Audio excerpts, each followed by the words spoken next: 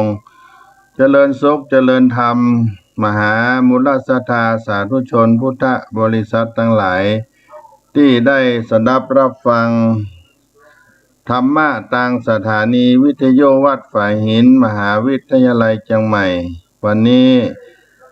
อาตมาภาพท่านพระครูปัญญาสังฆการได้มาดำเนินรายการ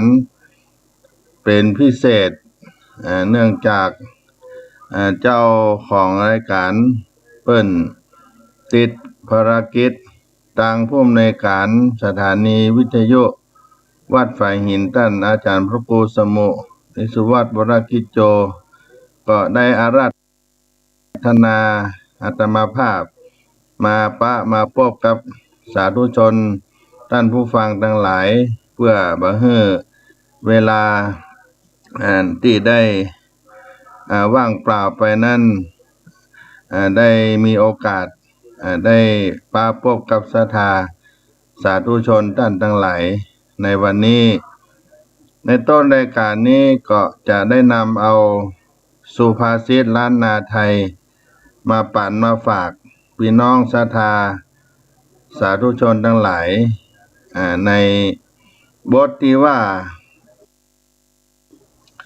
ผ่าไม้ฮื้อพ่อตาปากจ๋าฮื้อพ่อหน้าผ่าไม้ฮื้อพ่อตา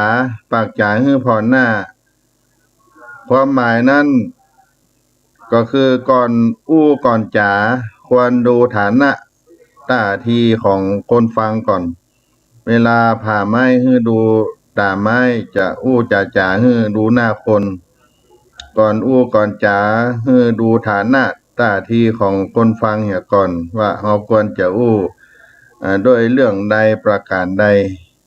นี่ก็เป็นสุภาษิตในผ่าไม้ฮื้อพ่อตาปากจ๋าฮื้อพ่อหน้าอาจารย์สนั่นธรรมธิสำนักส่งเสริมศิลปวัฒนธรรมมหาวิทยาลัยเชียงใหม่เพิ่นได้ประพันธ์เป็นบทกล่าวเอาไว้ว่าจักหลอนผ่าไม้ฮื้อได้พอแหนสัตตาเล็งแลอย่าถูกตาได้ตาไม้หุ่มแข็งสะแบ่งใจปลายเสียคมใบมีดพระหลอนจักเกียนจ๋าว่าตาตอบตาจุ้งเล็งพอหน้าดูลายแล้วเลือกกำเพราะเหมาะม่วนนวลใจพาธนาใดได้ตามที่อู้ความในข้าวนั้นเวลาจะผ่าไม้ควรพินิจดูอย่าให้ถูกตาไม้เพราะตาไม้มันแข็งอาจจะทำให้วิถีที่ต้องการเบี่ยงเบนไปบรรนามซ้ำอาจจะเสียคมมีดไปด้วยเหมือนกับการเจรจาพาทีของคนเฮาก็ควรดูสีหน้าท่าทีหรือฐานะของคนฟังเหี่ยก่อนกู้สนทนาเฮาเปิ้นเป็นลักษณะใดแล้วก็สรรหากำอู้กำจาที่เหมาะสมที่เป็นที่ถูกอกถูกใจบ่กระทบกระเทือนทำได้อย่างนี้จะบ่เกิดเรื่องราวและจะประสบผลสำเร็จตามที่ได้คาดหมายหวังไว้ทุกประการผ่าไม้ฮื้อพ่อตาปากจ๋าฮื้อพ่อหน้าสุภาษิตล้านนาไทยในต้นรายการธรรมวัดสลีโสดาพระอารามหลวง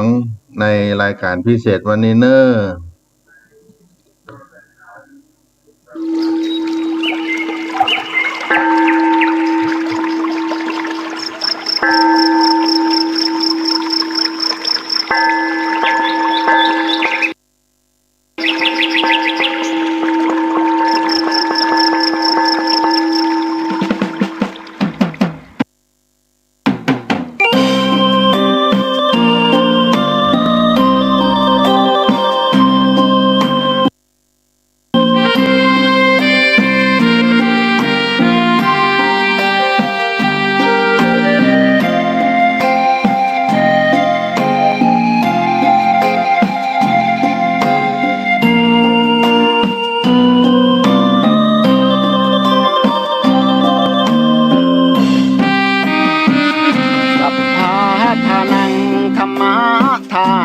ชินาติภาษาบาลีที่พุทธองค์ท่านทรงตรัสสอนการให้ธรรมะชนะการให้จงได้สังวรให้ทราบภายในชะล้างจิตใจให้คำสั่งสอนธรรมะ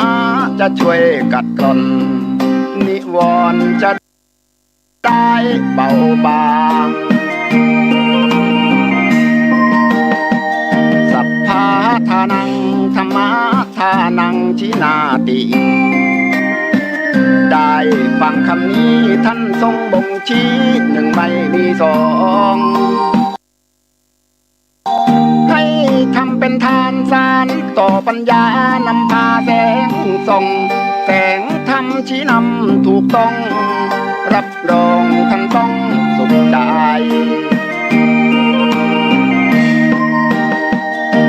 โลภโกรธหลงปลงเสียบ้างมาสร้างกุศลอย่าหลงวังวนคิดสร้างกุศลผลบุญยิ่งใหญ่ร่ำรวยล้นฟ้าจำไว้เถิดว่าไม่ช้าต้องตายศีลธรรมชี้นำสุขใจยามตายจะได้หลับตา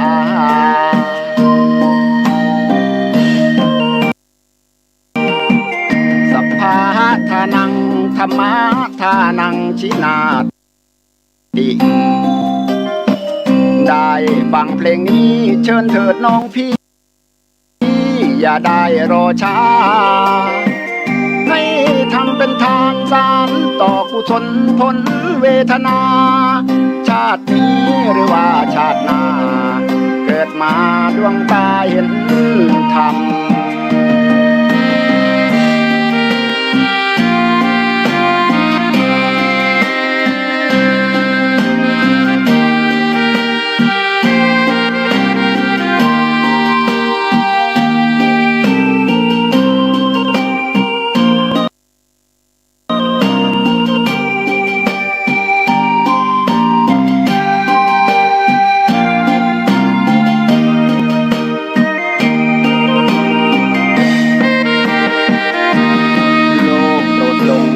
ลงเสียบ้างมาสร้างกุศลอย่าหลงวังวนคิดสร้างกุศลผลบุญยิ่งใหญ่ร่ำรวยล้นฟ้าจำไว้เถิดว่าไม่ช้าต้องตายศีลธรรมชี้นำสุขใจยามตายจะได้หลับตา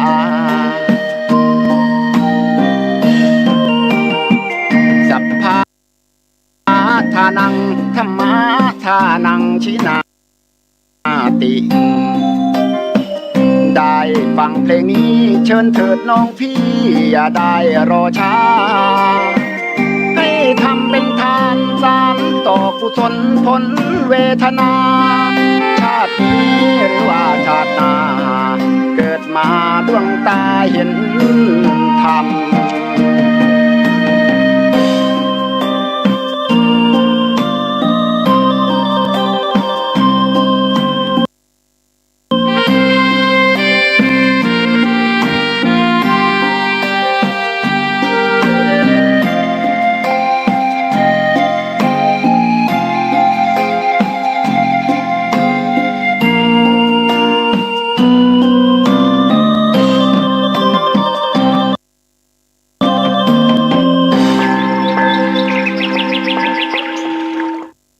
ท่านสาธุชนพุทธบริษัททั้งหลายวันนี้เป็นวันเดือนนี้ออก14ค่ำเป็นวันแต่งวันดาวันพรุ่งนี้เป็นวันเดือนยี่เป็งประเพณีสำคัญของล้านนาไทยเฮาทุกท่านก็คงจะได้ยินเสียงประทัดบอกทบดังกันแล้วช่วงนี้บอกไฟจี้ฮีดเสียงที่เป็นเฝ้าขะเมาได้กลิ่นของประเพณีเดือนนี้มาลอดถึงเติงเฮาก็ถือว่าเป็นประเพณีที่ เก่าแก่ล้านนาไทยประชาชนเราได้ถือประพฤติปฏิบัติกันมาแต่ยาวนาน เพราะว่าเป็นการที่ได้สักการะบูชาถวายการต้อนรับองค์สมเด็จพระสัมมาสัมพุทธเจ้าตามที่ออกในธรรมอานิสงส์ผางพระตีษที่ได้กล่าวไว้ที่พระองค์ได้เสด็จลงมาจากจันดาวดึงส์ลงมาที่สังกัสสานครเมืองสาวัตถีที่ประเทศอินเดียหลังจากที่ได้ไปเทศนาธรรมพี่ธรรมา7 กำปีโปรดพุทธมารดาสิริมหามายาเทวบุตรในสวงสวรรค์แล้วก็ลงมาที่สังกัสสานครเทวดามนุษย์ทั้งหลายก็อยากจะสักการะบูชาเมื่อมาถึงเมืองมนุษย์ด้วยคันไดแก้วคันไดเงินคันไดคำพระองค์เสด็จลงมาชาวประชานาราชเจ้าเมืองทั้งหลายก็ได้จุดผางพระตีป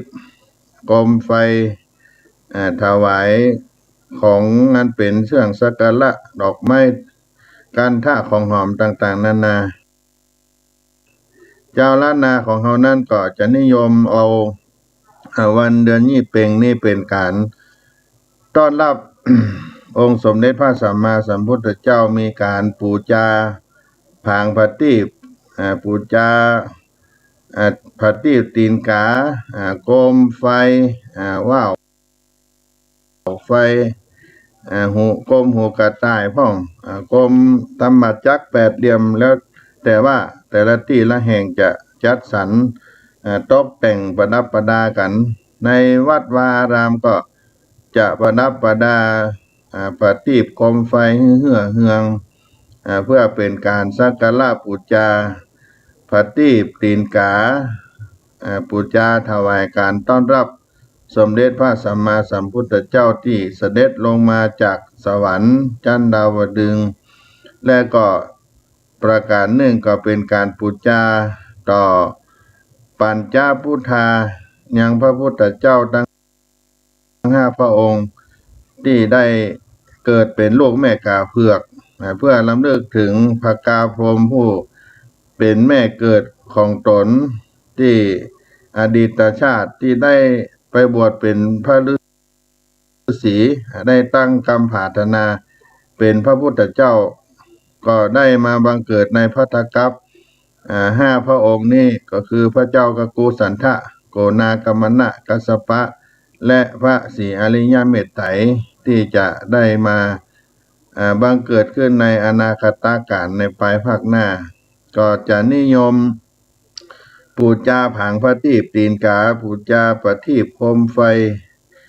และเครื่องสักการะอันเป็นของที่สมควรดอกไม้ธูปเทียนต่างๆนานาเหล่านี้เพื่อเป็นการรำลึกนึกถึงอดีตที่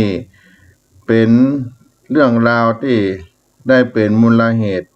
ของประเพณีเดือนยี่เพ็งที่เราได้ยึดถือมาเป็นต้นแบบอย่างจนถึงปัจจุบันนี้โดยเฉพาะล้านนาประเทศเราก็ถือว่าเป็นประเพณีที่สำคัญโดยเฉพาะทางภาคเหนือของเรานี่ฮอดเติงวันเดือนยี่เพ็งทางวัดทางบ้านก็จะเฮืองด้วยแสงสว่างประทีปเทียนไฟโคมไฟหลังจากที่ได้มาเฮือตานยังวัดวาอารามแล้วเมื่อค่ำยามแลงตะวันตกต่ำลงดินมืดขึ้นมาต้นค่ำ1 ทุ่ม2 ทุ่มเป็นต้นไปทุกหนทุกแห่งก็จะบูชาพระตีปโคมไฟเป็นการสักการะบูชาที่ได้กล่าวไว้ดังกล่าวนั้นก็จะเฮืองไปด้วยแสงประทีปโคมไฟสว่างไสวงดงามสวยสดในวันเดือนยี่เพ็งในวันพรุ่งนี้เฮาท่านทั้งหลายอยู่ในบ้านในหอในเฮือน ที่มีบ้านจองก็ปูจาหม้อเข้าเตาไฟลองเข้าสิ่งที่มีกูลกับเฮาปูจาประตูบ้านปูจาประตูเฮือนเฮาได้อยู่ได้อาศัยก็จะมีเทพบุตรเทวดาอยู่เฝ้ารักษาอยู่นี่ก็เป็นการรำลึกถึงผู้มีพระคุณเช่นเดียวกันก็จะนิยมจุดกันในวันเดือนยี่เพ็งแล้วก็ประการหนึ่งนั่นก็จะมีการตั้งธรรมหลวงมหาจาตุเวสสันตละจาตกะในวันเดือนยี่เพ็งก็จะมีการทำประตูป่าทำต้นกล้วยต้นอ้อยต้นไม้ต่างๆนานาที่วัดวาลามบางที่ก็เอาหมักไม้หัวมันฟักแก้วฟักมนกล้วยของสปะอาหารต่างๆเอาไว้ประดับประดาเพื่อเป็นประตูป่าที่พระญาเวสสันดรเข้าไปอยู่ในเขาวงกตได้บำเพ็ญพจน์ได้ปรารถนาเฮือตานปารมีเฮือตาหน้าปารมีเป็นชาติสุดท้ายที่จะได้เกิดมาเป็นองค์สมเด็จพระสัมมาสัมพุทธเจ้าของเฮาในปัจจุบันนี้แล้วก็ได้ตั้งธรรมหลวง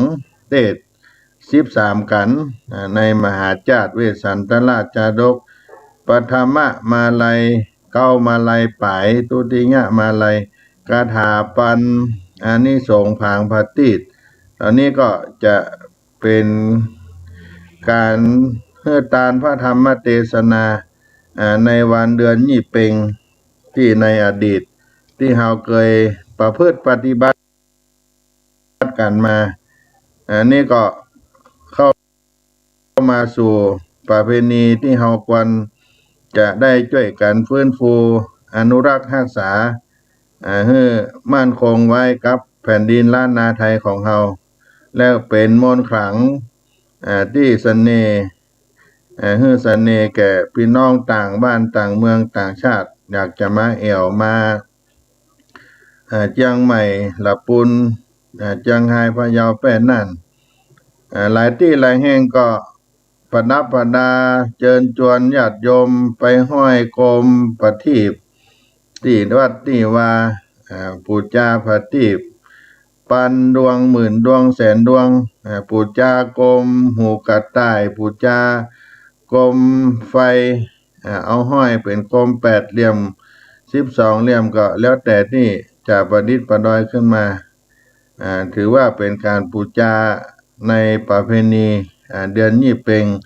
ที่บังเกิดขึ้นกับหมู่เฮาท่านทั้งหลาย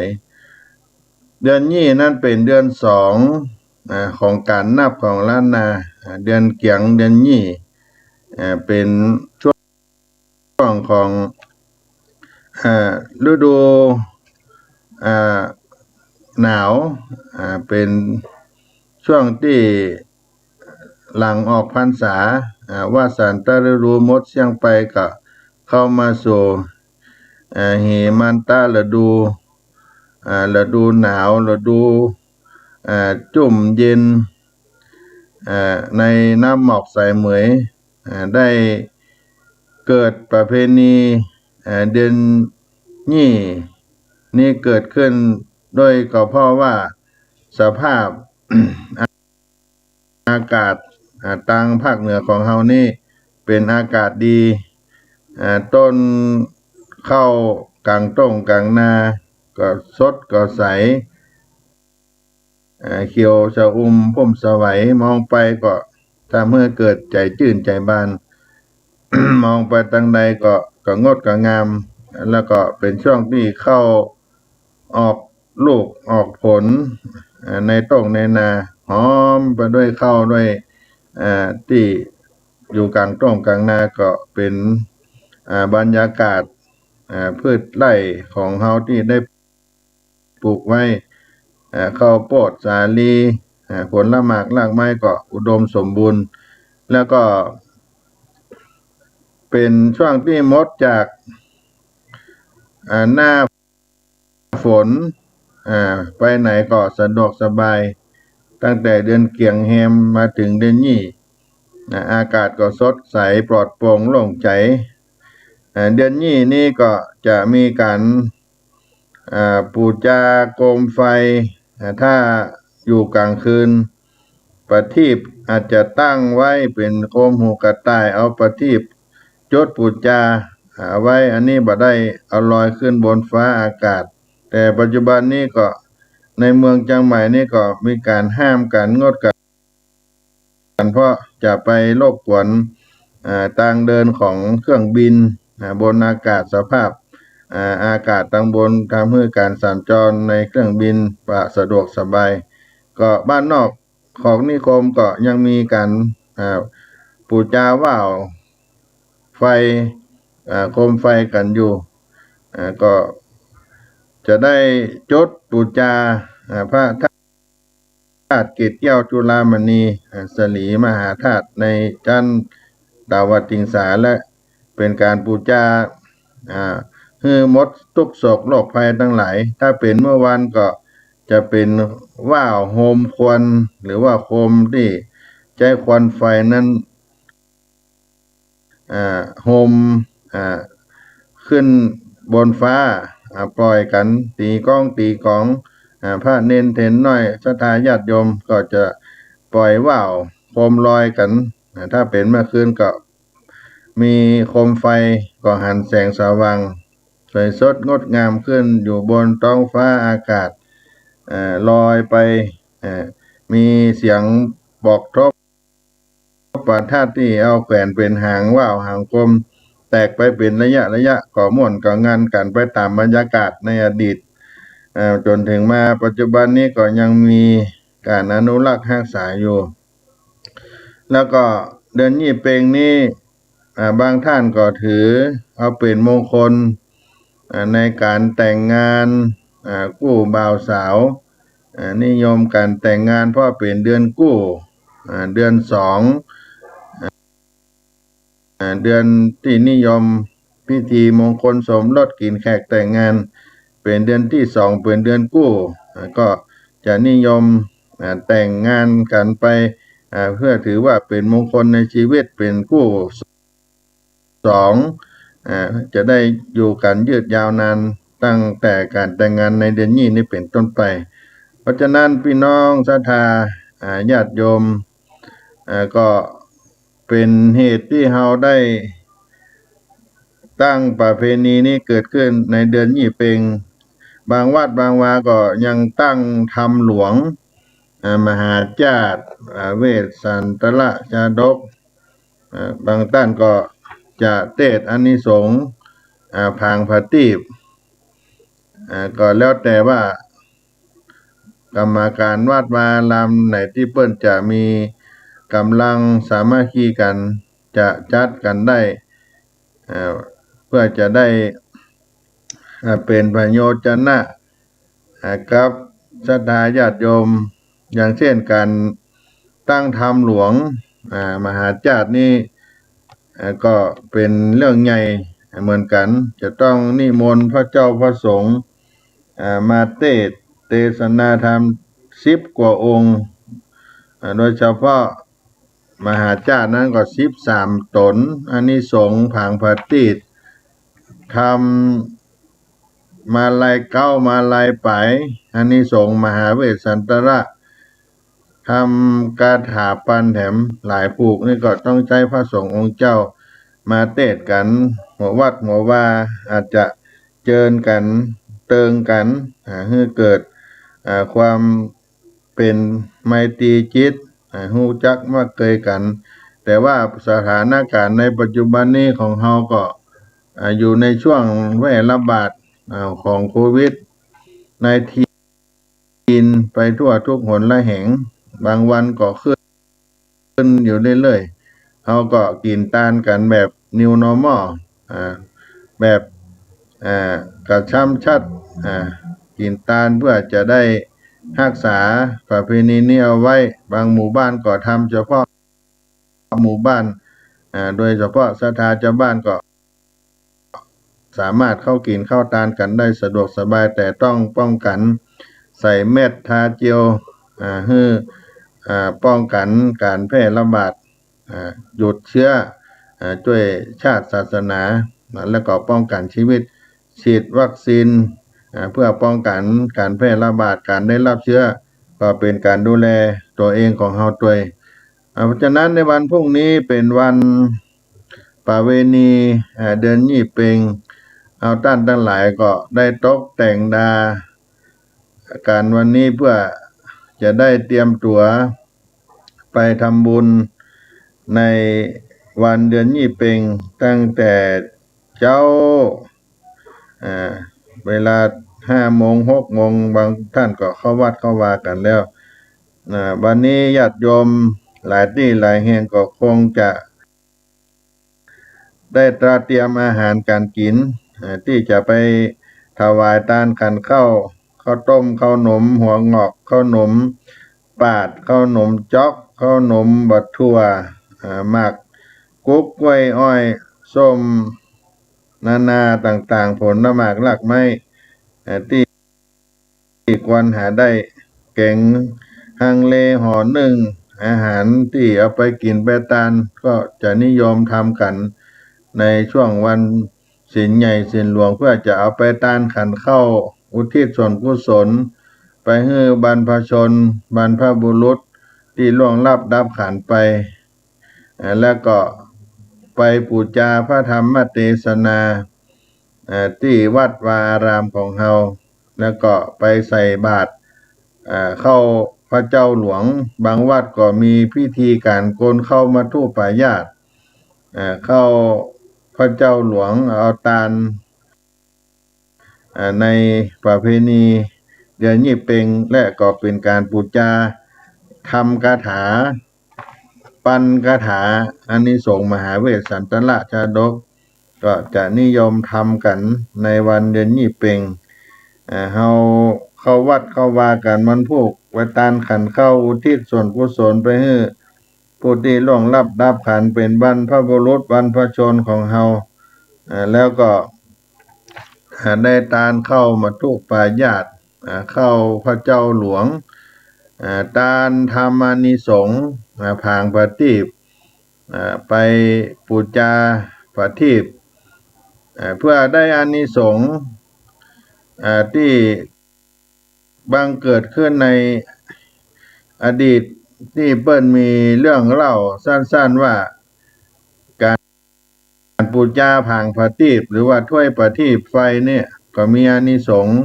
ที่มีเรื่องเล่าเอาไว้ว่ามีตุ๊กตาเข็นใจผู้หนึ่ง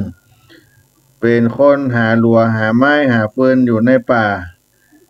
ประกอบทำมาหากินเลี้ยงชีวิตตนเองพอถึงเติงเดือนยี่เพ็งชายคนนี้ก็คิดว่าวันนี้เราควรจะได้บูชาประทีปบูชาต่อพระสัมมาสัมพุทธเจ้าก็จึงได้บีบเอาน้ำมันจากแคบหมูในห่อข้าวและก็ฉีกเอาปลาย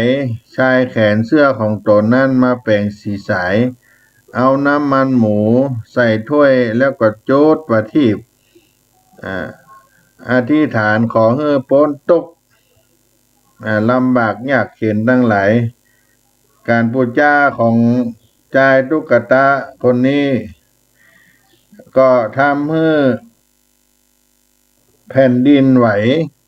สนั่นหวั่นไหวไปโกลาหลเกิดก้องแผ่นดินไหวแผ่นดินเฟือนแล้วก็เป็นคณะเดียวกันที่พระเจ้าประเสนาธิโกศลพญาเจ้าเมืองในนครสาวัตถีกำลังบูชาผางประทีปต่อหน้าพระสัมมาสัมพุทธเจ้าที่ประทับอยู่พระเชตวันมหาวิหารแล้วก็ เมื่อแผ่นดินไหวนั้นท่านพระเจ้าประเสนที่โกศลก็ทูลถามว่า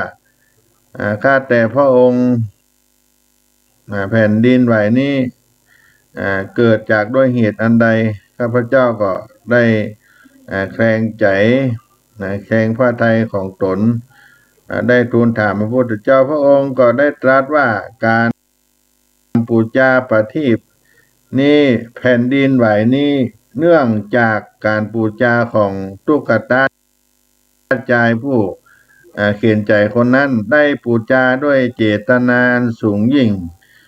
พระเจ้าปฏิโกศลพระเสนาธิโกศลอยากจะได้บุญกุศลนั้น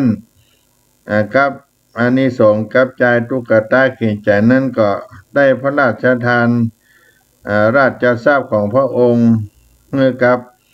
จายตุ๊กตาเขียนใจเพื่อเป็นการแบ่งขอบุญจากตุ๊กตาเขียนใจคนนั้นที่ปูจาประทีปแล้วเกิดแผ่นดินสนั่นหวั่นไหวเป็น อัศจรรย์ที่เกิดขึ้นที่เมืองสาวัตถีนครสาวัตถีประเทศอินเดียในครั้งพุทธกาลพระเจ้าพิมพิสารก็ขอบุญแบ่งบุญเพื่อให้ใจเขียนใจนั่นได้แบ่งบุญกินบุญทานให้แล้วก็เป็นพระราชบุญที่ใจตุ๊กตาเขียนใจนั่นก็ได้เป็นเศรษฐีบังเกิดขึ้นด้วยอานิสงส์การปูจาประทีปในเมืองสาวัตถีในวันนั้นที่เกิดขึ้นในอานิสงส์การปูจาผางประทีปการปูจาผางประทีปถ้วยประทีปคนล้านนาไทยอยู่ในแว่นแคว้นนี้ก็นิยมปูจากันเป็นจำนวนมากเพราะได้สร้างค่านิยมเอาไว้ให้หันคุณค่าของได้การปูจานิสงส์ที่ยิ่งใหญ่เหมือนที่เรื่องเล่าที่มันเกิดขึ้นเป็นการบำเพ็ญกุศลในคุณงามความดีหลังจากที่ปูจาประทีปแล้วประชาชนก็จุดโคมไฟปูจาสว่างไสวไปทั่วพระอารามวัดวาอารามต่างๆให้เกิดความรุ่งเรืองบางท่านได้มาฟังธรรมที่วัดแล้วอันนี้สงส์ผางประทีปจุดโคมไฟปูจาประทีปตั้งหลายตั้งปวงให้วัดวาอารามสว่างไสวก็กราบมาบ้านปูจาที่บ้านตนตัวของไผของมันน้ำบ่อศาลาน้ำบ่อครัวไฟหม้อน้ำประตูบ้านประตูหลองเข้าจะมีเทวดารักษาอยู่ดังนั้นในวันเดือนยี่เพ็งก็มีความสว่างไสวโดดด่างกลางวันเลยทีเดียวแต่ละบ้านก็โจดประทีปโคมไฟกันเหมือนกับบ่มีกลางคืนในวันเดือนยี่เพ็งนั้นก็เป็นการปูจาในเดือนยี่เพ็งบางที่บางแห่งก็มีการจุดดอกไม้เพลิง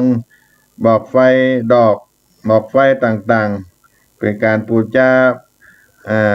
ถวายทานเป็นพุทธปูจาธรรมอานิสงส์ผางประทีปปูจาธรรมมหาเวสสันตระก็มีที่ได้ปูจากันในวันเดือนยี่เพ็งและบางที่ก็ยังมีความสนุกสนานประชันแข่งขันกันบอกไฟใครจะมีฝีมือในการตอกบอกไฟแข่งบอกไฟกันขึ้นเพื่อความม่วนความงานและก็ได้บุญกุศลกันด้วยในคืนในเดือนยี่เพ็งเจ้าพุทธเฮาก็ได้ปั้มเพลงกินตานกันไหว้พระนบธรรมโดยเฉพาะจะเป็นวันพิเศษการแต่งเนื้อแต่งตัวก็จะงดงามสวยสดงดงามขึ้นให้ได้เปล่งได้ใสให้ได้เป็นการที่ว่าเฮาได้ปูจาด้วยกายก็สะอาดใจก็สะอาดในวันเดือนยี่เพ็งของเฮาวาจาก็เป็นมังคละได้กินได้ทานได้สวดโยโกห้องอันนี้เป็นประเพณีที่สำคัญเกิดขึ้นในวันเดือนยี่เพ็งของชาวล้านนาไทยที่เป็นประเพณีที่สืบทอดกันมาและก็เป็นประเพณีหลายอย่าง ที่จะนิยมการเอามาเคาะค้อนกันในวันเดือนยี่เปงอย่างเช่นการทอดกฐินก็จะเป็นวันสุดท้ายจะทอดตาลกฐินในวันเดือนยี่เปงก็หมดเสียงเทศกาลกฐินหน้าตาลก็จะทอดตาลกันในวันเดือนยี่เปงถ้าเลยแหมข้ามไปก็บ่เป็นผ้ากฐินหน้าตาลแล้วอย่างนี้เป็นต้นเป็นการตั้งธรรมหลวงประเพณีมหาจาตุเวสสันตละเวสสันตละจาดกเกิดขึ้นการทอดผ้าป่าการปูจาผางผาตีบการต้านคมต่างๆลอยกระทงขมวดการแต่งงานก็จะทำกันในเดือนนี้เพราะถือว่าเป็นเดือนสองเดือนกู้เป็นมงคลแก่ชีวิตของเฮาท่านทั้งหลายวันนี้อาตมาภาพก็ได้มาดำเนินรายการเป็นพิเศษได้มามาจากกับท่านสาธุชนทั้งหลายในเรื่องราวของเดือนยี่เปงปอสมควรแก่กาลเวลาในวันนี้ก็ขอฝากบุญกุศลศรัทธาญาติโยมวันนี้เป็นวันแต่งวันดาวันเตรียมที่จะกินจะทานในวันพรุ่งนี้ก็เข้าวัดเข้าวาตั้งแต่เจ้าตานขันเข้าตานเข้ามาทุปายาตเข้าพระเจ้าหลวงเข้าปันก้อนปุจจากาถาธรรมมหาจาตุเวสสันตราจาดกตั้งธรรมหลวงอานิสงส์ผางประทีปแล้วก็เป็นการปูจายังกุลแห่งสิ่งที่เป็นมงคลก็คือพระรัตนตรัยสิ่งที่เป็นกุลแก่เฮาในชีวิตเป็นต้นว่าบ่อน้ำของที่เฮาใจบริโภคลองเข้าเป็นที่เก็บเข้าเก็บอาหารของเฮาหม้อเข้าเตาไฟประตูบ้านประตูเฮือนบางบ้านก็ยังจัดแปลงประตูป่าประตูไม้ประตูป่านี่ก็เป็นการ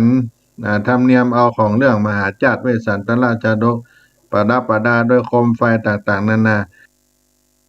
ก็ช่วยกันรักษาเพื่อบ่ให้ประเพณียี่เปงในเดือนยี่เปงนี้สูญหายไปอาตมาภาพท่านพระครูปัญญาสังฆการได้มาพบกับท่านทั้งหลายเป็นรายการพิเศษวันนี้ขอฝากบุญให้ช่วยกันอนุรักษ์รักษาไว้ให้ยืนยงคงไว้กับแผ่นดินล้านนาไทยดังคำขวัญที่ว่าดอยสุเทพเป็นสีประเพณีเป็นสง่าบุพาจาตุล้วนงามตางามล้ำก้านครปิงขอความสุขสดดีจงมีแก่ท่านทั้งหลายทุกผู้ในคนจัตตาโลธรรมาวัฏันติอายุวันโนสุขัง